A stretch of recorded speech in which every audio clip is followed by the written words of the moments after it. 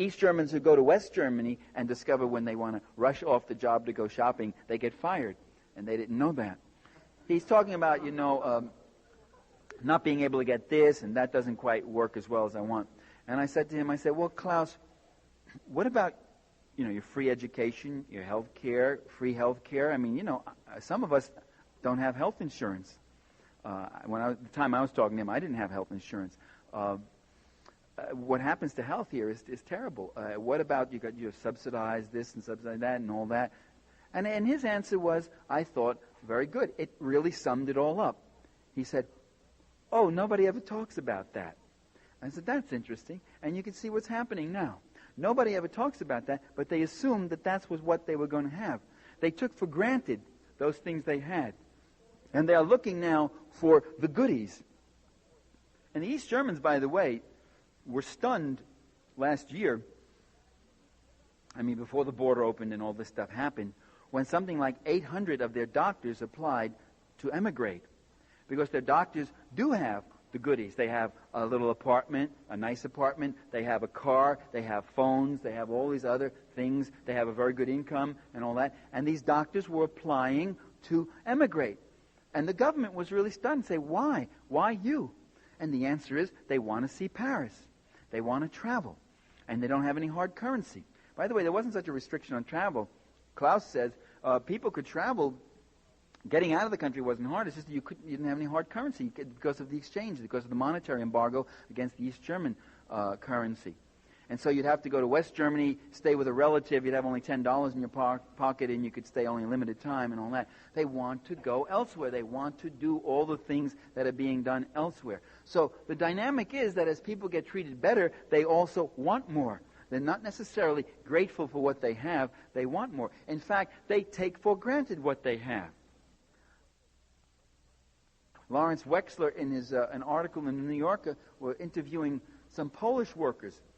And he said, well, if this factory, would you be in favor of this factory being turned over to private hands, and then it would work more efficiently under private ownership, because they would fire a lot of the feather bedding, surplus workers. And they said, yes, that would be good. It'd be more productive than per worker. And they said, well, what if you two lost your jobs? And they said, well, that's okay. We'd still do it. You'd still do it? Yes, because the government would find us other jobs. And Wexler said, they don't get it. They don't get it. They don't understand that social wage, those securities, those built-in safety nets and all that are going to go because you're getting this other system, that dynamic system of capital penetration and capital accumulation, where you become an instrumental value for this other end. You are no longer the end. We no longer worry about getting everybody a job here. We worry about who are the people we could pick. The younger workers. Wexler talks about the older, tired worker. If he's too slow, the owner, by the way, a former Solidarity leader, comes along and fires him on the spot to leave. And none of the other workers don't even look up with their heads. He's fired. The Poles now are taking abuses from their new capitalist solidarity government that they would have never tolerated under the communist government. And they say it's okay because it's going to lead us to the promised land soon. And what they're suffering now is a 600% inflation, 100,000 unemployed every month, 100,000, hunger, bread lines in Poland. By the way, an incredible story, which isn't being reported very much. I don't see it on the evening news. Have I missed it? Shots of the bread lines and the complaints and all that. Nothing much. It's a sensational, eye-opening story. The system that didn't work is out. And the system that does work has come in, and it's brought massive unemployment and inflation. That's the system that works. That's the success story. And that's the problem. Because the Poles, when they're thinking of capitalism, are not thinking of Zaire and capitalist Indonesia and capitalist Brazil and capitalist Mexico and capitalist Turkey. They're thinking of West Germany, Sweden, Canada, the U.S. That's what they think they're going to become, but they're not going to become that. They're becoming, right before our very eyes this year, they're becoming another Brazil or Mexico or Turkey. Well, this is what we face. I could go on with other points I want to make about what was wrong with existing socialism. But I think I'll stop there. A leadership that didn't suffer so much from despotism as from arrogance, a leadership that talked only to each other. The Hungarian ambassador in Washington, I live in Washington, D.C., the Hungarian ambassador had a little press conference and he was saying, we're changing our system. And we say, why? Because it's failed, it doesn't work. I say, why doesn't it work? He said, I don't know. And I wanted to grab this guy by his lapels and shake him. Say, you don't know? Wait a minute. You've been in the party elite for 30 years and you don't know why your system doesn't work? Who have you been talking to?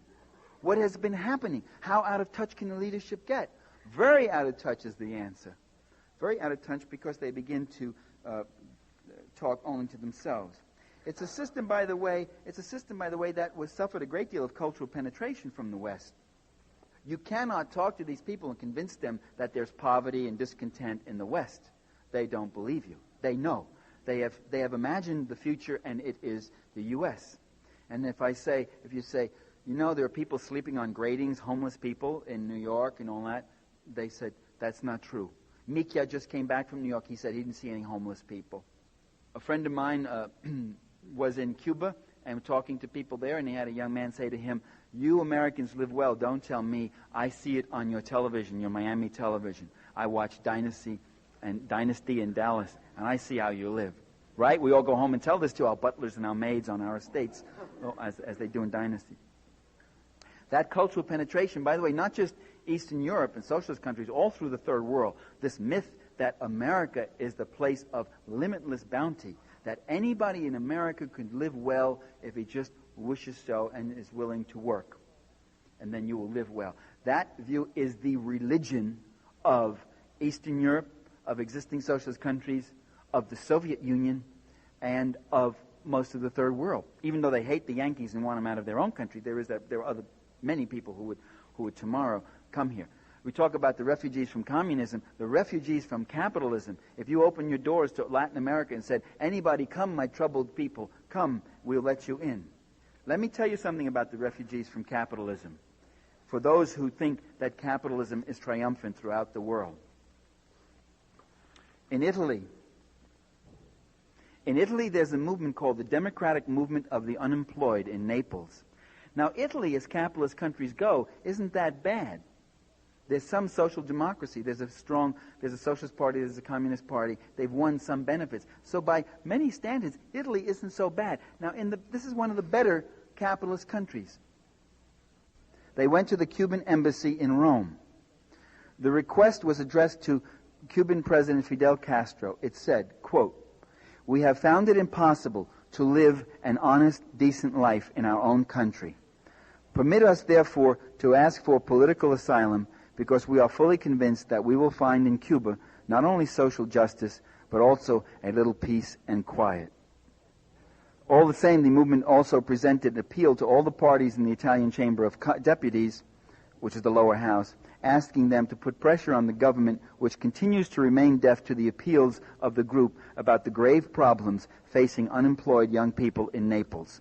So right in the middle of all this, now here's an interesting, unusual story. Don't you think the media would have had something on this? Well, in the midst of everybody east wanting to come west, there are some people west who want to go east. Let's look at this for a minute. What does that mean? I could do the show, but I guess Tom Brokaw, that little twerp, can't do it. Huh? Well, what I'd say by that example is let's discard the myth that capitalism is triumphant, that capitalism has solved the problems of its people, that it's giving its people a good life, that it's giving the globe a good chance of survival, because none of those things are true. And if none of those things are true about capitalism, then a lot of the things that Marxists say are true. And that means that we've got to keep fighting and keep struggling and keep doing the things we're doing to try to change this awful, inhuman system today, to bring humanity to it, to bring justice to it, and to bring democracy, real democracy to it. Thank you.